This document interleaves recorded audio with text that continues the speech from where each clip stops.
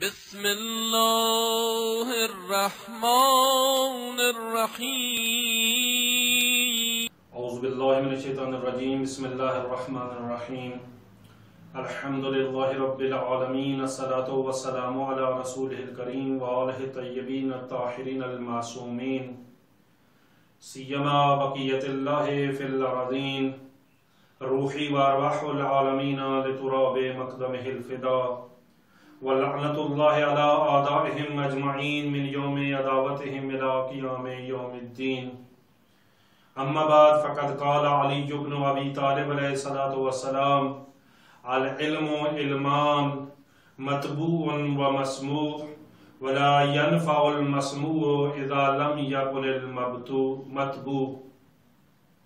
خدا کا احسان ہے، خدا کا شکر ہے کہ خدا نے توفیق عطا فرمائی کہ ہم معصومین علیہ السلام کے نورانی کلمات کو اپنے دلوں کے منور کرنے پہ استعمال کر رہے ہیں اور اپنے لیے راہ ہدایت کو معین کر رہے ہیں۔ ہماری گفتگو تعلیم و تربیت علم پر چل رہی تھی۔ علم و تعلم و تعلیم و تربیت یہ ہمارا موضوع تھا۔ علم کی اقسام کو بیان کرنے والی احادیث کو بیان کر رہے تھے اور اس میں ایک حدیث مولا متقیان علی ابن ابی طالب علیہ السلام کی کہ علم دو قسم کا ہوتا ہے، مطبوع اور مسموع۔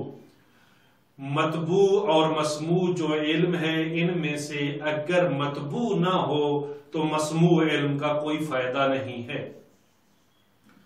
اس کے بارے میں پچھلے تقریباً 2 نشستوں میں ہم آپ کی خدمت میں گفتگو کر چکے کہ علم مطبوع اور علم مسموع سے مراد کیا ہے۔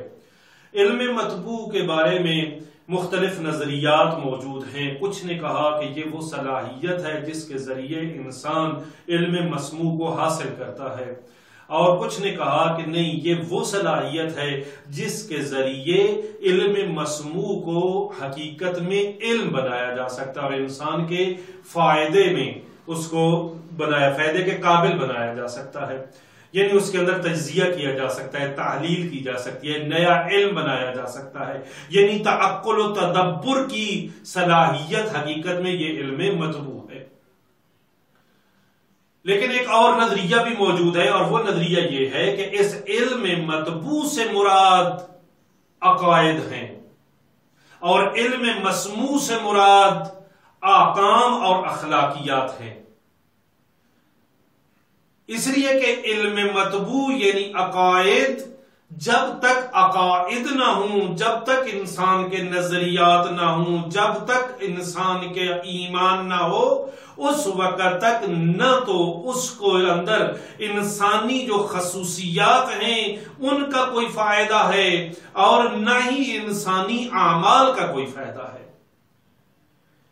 اس لیے کہ جو حقیقت میں انسانی عقیدہ ہوتا ہے وہ راستہ معین کر رہا ہوتا ہے، وہ بتا رہا ہوتا ہے کہ اب تمہیں کون سا عمل انجام دینا ہے اور اس عمل کی خصوصیت کیا ہونی چاہیے۔ یہ کون سی چیز بتاتی ہے؟ یہ انسان کا ایمان بتاتا ہے، یہ انسان کا عقیدہ بتاتا ہے۔ اگر یہ عقیدہ ٹھیک نہ ہو یا اگر انسان عقیدہ نہ رکھتا ہو تو عمل جو بھی کرتا رہے اس کو کوئی فائدہ نہیں ہوگا۔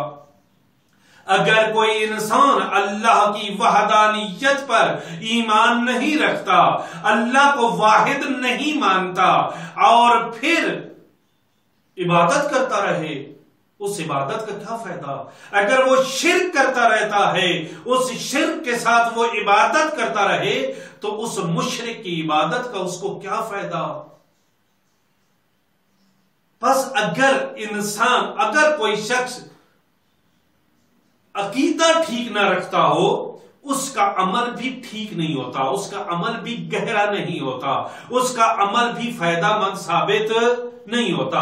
پس علم مسموع سے مراد انسانی اعمال ہیں اور یعنی احکام کا علم ہے اور اخلاق کا علم ہے، اور علم مطبوع سے مراد عقائد ہیں، کیونکہ جو بھی انسان عمل کرتا ہے چاہے وہ اخلاقی عمل ہو چاہے وہ فقہی عمل ہو، اس کا یقیناً تعلق اس کے عقیدے کے ساتھ ہے۔ اگر اس کا عقیدہ صحیح نہیں ہے اس کے عمل کا کوئی فائدہ نہیں ہے، اس لیے کہ اعمال حقیقت میں انسان کے عقیدے سے پھوٹتے ہیں، جو انسان کا عقیدہ ہوگا اسی کے مطابق انسان کا عمل ہوگا۔ ایک اور نظریہ بھی موجود ہے، اور وہ نظریہ یہ ہے کہ اس علم مطبوع سے مراد آئیڈیالوجی ہے، اور علم مسموع سے مراد اس آئیڈیالوجی کی بنیاد پر بننے والے اہداف، اس کی بنیاد پر بننے والے اصول اور پرنسپلز، اس آئیڈیالوجی کی بنیاد پر واضح ہونے والی میتھڈالوجیز اور روشیں، یہ ہے۔ یعنی علم مطبوع وہ آئیڈیالوجی ہے، وہ نظریہ ہے، اور اس آئیڈیالوجی اور نظریے کی بنیاد پر ہدف معین کیا جاتا ہے، اصول معین کیے جاتے ہیں، اور میتھڈالوجیز معین کیے جاتے ہیں۔ جب بھی کوئی سسٹم بنانا ہو، جب بھی کوئی علم بنانا ہو، جب بھی کوئی نظام بنانا ہو، تو اس کی ایک آئیڈیالوجی ہوتی ہے، اور اس آئیڈیالوجی کی بنیاد پر اس کے اہداف نکل رہے ہوتے ہیں، اس کے اصول بن رہے ہوتے ہیں، اس کی ڈومینز معین ہو رہی ہوتی ہیں، اس کی میتھڈالوجیز کو معین کیا جا رہا ہوتا ہے۔ تو اگر یہ آئیڈیالوجی نہ ہو تو ہدف کا بھی کوئی فائدہ نہیں ہے، اس میتھڈالوجی کا بھی کوئی فائدہ نہیں ہے، کیونکہ اس سب کی بنیاد حقیقت میں یہ آئیڈیالوجی ہوتی ہے۔ ہم بہت سے اعمال انجام دے رہے ہوتے ہیں، لیکن پتہ نہیں ہوتا کہ یہ کس آئیڈیالوجی کے تحت انجام دے رہے ہیں۔ ہم عموماً معاشرے کی تقلید کر رہے ہوتے ہیں، اپنا کوئی نظریہ نہیں بنایا ہوتا، کسی کے نظریے کی تقلید کر رہے ہوتے ہیں۔ اس کام کا کوئی فائدہ نہیں ہے، وہ کام گہرا نہیں ہوتا۔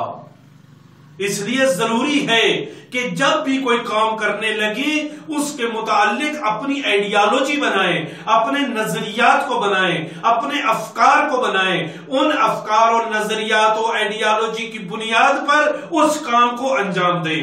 اس لیے معصوم علیہ السلام کا بھی فرمان ہے کہ جب بھی کوئی کام کرنے لگو اس کام کے بارے میں دین مقدس اسلام کی کیا رائے ہے اس کو معلوم کر لو۔ یعنی آپ کو وہ کام جو کرنے والے ہیں وہ آپ کی اسلامک آئیڈیالوجی کے مخالف نہ ہو، اس کام کے اندر استعمال ہونے والی کوئی روش وہ دین مقدس اسلام کی کسی آئیڈیالوجی کے مخالف نہ ہو۔ تو بس آپ کوئی بھی کام کرنا نہ چاہیں تو اس سے پہلے اپنی آئیڈیالوجی بنائیں، اس آئیڈیالوجی کے بعد آپ اپنے اہداف معین کریں، اس کے بعد آپ اپنے لیے میتھڈالوجیز کو معین کریں، اصول کو معین کریں۔ پس جب تک یہ آئیڈیالوجی نہیں ہوگی اس وقت تک آپ جو اہداف بنا رہی ہیں، جو اپنی میتھڈالوجی بنا رہی ہیں، جو آپ اپنے پرنسپلز بنا رہے ہیں، یہ سب کے سب کا کوئی فائدہ نہیں ہے، یہ گہرے نہیں ہوں گے۔ علم مطبوع سے مراد یہ بھی بیان کیا جاتا ہے۔ البتہ کچھ اور نظریات بھی علم مطبوع کے بارے میں ہیں، انشاءاللہ اگلی نشستوں میں آپ کی خدمت میں ان کو بھی پیش کیا جائے گا جو اس سے زیادہ گہرے ہیں۔ خدا سے دعا گو ہے کہ خدا معصومین علیہ السلام کی سیرت پر اور ان کے ان نورانی کلمات پر غور کر کے اپنے لیے راستوں کو معین کرنے کی توفیق عطا فرمائے۔ بحق زہرا و ابیہا و بعلہا و بنیہا و بحق صلوات علی محمد و آل محمد، اللہم صل علی محمد و آل محمد و عجل فرجہم۔